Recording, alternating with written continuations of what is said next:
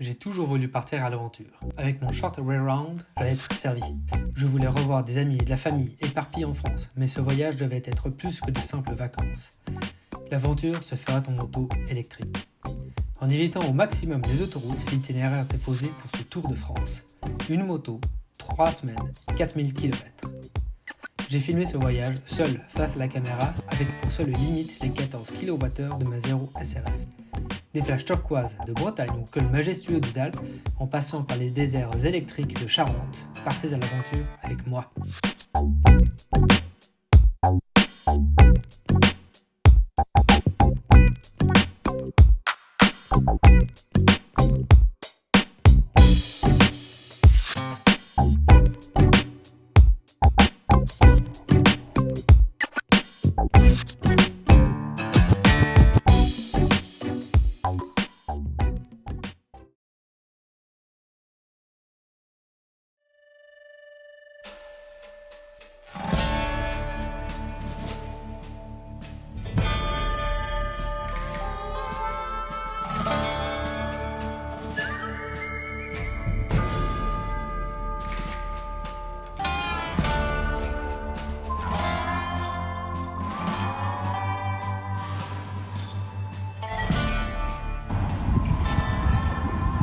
Ah bah c'est sûr, c'est pas le Nozon ça.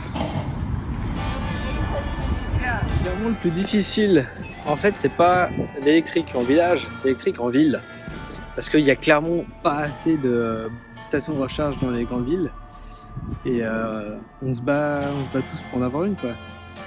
Là en l'occurrence j'en ai trouvé une, mais vous allez rire. Je peux pas fermer le loquet, donc je peux pas valider. Donc je peux pas charger. Voilà, inutile. Complètement inutile. Donc je vais aller chercher une 4e borne de recharge. C'est pénible les villes. Est-ce que c'est moi qui suis spécialement nul ou je ne trouve aucune des stations de recharge proposées? Là c'est la 4e que je fais. Sur les 4, il y en a 2 que j'ai trouvé, mais soit elles sont prises, soit je peux pas charger dessus. Et les 2 autres, elles sont introuvables dans la rue. Aucune idée. Je vais faire une 5e et les villes, c'est vraiment pénible. 5e borne de recharge et les 2 emplacements sont pris. Donc on va tenter une 6e borne de recharge. 6e station de recharge. Dans cette station, il y a 3 bornes. 2 avec des prises Maréchal. J'avais vu ça, je sais même pas ce que c'est. Des villes. Et 3e, j'ai pris par les 2 beaux véhicules qui pouvaient être là quoi. Donc on va faire une 7e station de recharge dans Bordeaux. 7e station, toutes les bornes sont prises. Je sais pas quoi faire à Bordeaux, moi j'ai clair forfait. C'est une ville où on ne peut pas charger. C'est vraiment pauvre en station de recharge, c'est incroyable. Bon, au moins les voitures qui squattent les places sont des voitures qui sont en train de charger, donc là, on se fait pas avoir, c'est déjà ça. Alors la 8e station de recharge sera la bonne. C'est juste inadmissible si on cherche à développer le véhicule électrique, bien évidemment. Mais tant qu'on cherche à développer les véhicules électriques, c'est inadmissible de pouvoir tourner pendant 1h15 dans une ville pour trouver une station disponible, et encore disponible. Les 2 places sont prises, c'est parce que je me mets sur le trottoir que je peux réussir à me charger. Sinon, j'aurais dû faire une 9e ou une 10e station. Donc, faut que les politiciens et politiciennes décident de ce qu'ils veulent faire. S'ils veulent des véhicules électriques, alors faut développer le réseau dans les villes. S'ils n'en veulent pas, au moins c'est clair. Mais dites-le.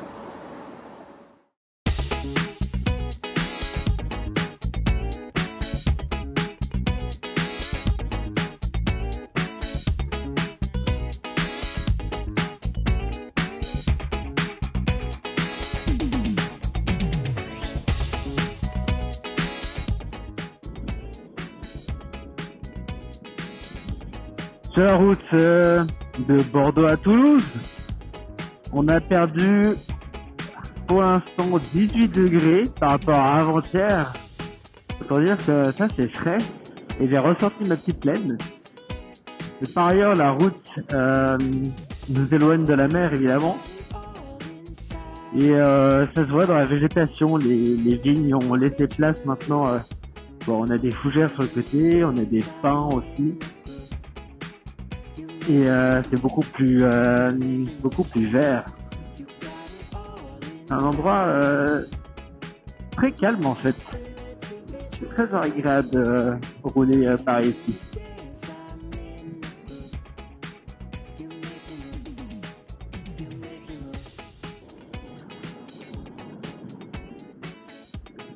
On voit beaucoup de projets de reboisement plus ou moins écolo en ce moment. Et ben, ce genre de projet-là, c'est vraiment le pire qui puisse être fait. En effet, c'est le pire parce que on plante à une distance égale la même espèce d'arbre systématiquement qui a exactement le même âge. Et déjà, d'un point de vue de biodiversité, c'est extrêmement pauvre. Et puis, si il arrive une maladie, et ben vous avez la forêt qui est morte. Et le problème d'avoir des arbres du même âge, au-delà du fait que s'il y en a un qui tombe malade, les autres vont tomber malades par derrière, et ça c'est lié aussi au fait que c'est la même espèce, c'est que ils sont en totale compétition les uns avec les autres, à la fois pour l'accès à la lumière et également pour l'accès aux nutriments dans le sol. Alors que si vous plantez des arbres d'âges différents et d'espèces différentes, ils ne se gênent pas s'il y a une jeune pousse à côté d'un vieil arbre. Le vieil arbre va généralement transmettre des nutriments aux plus jeunes pour qu'ils puissent mieux pousser.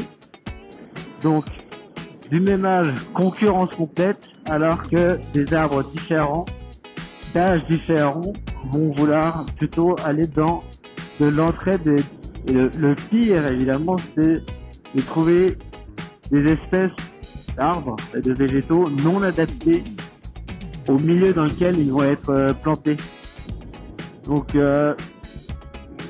si vous voulez soutenir ce genre de projet de reboisement, faites attention et regardez bien la manière dont c'est fait par derrière. Petite pause café, le temps de charger aussi à Casteljaloux dans le Lot-et-Garonne. Et je vais profiter pour aller voir son marché parce que ça a l'air d'être animé dans le coin.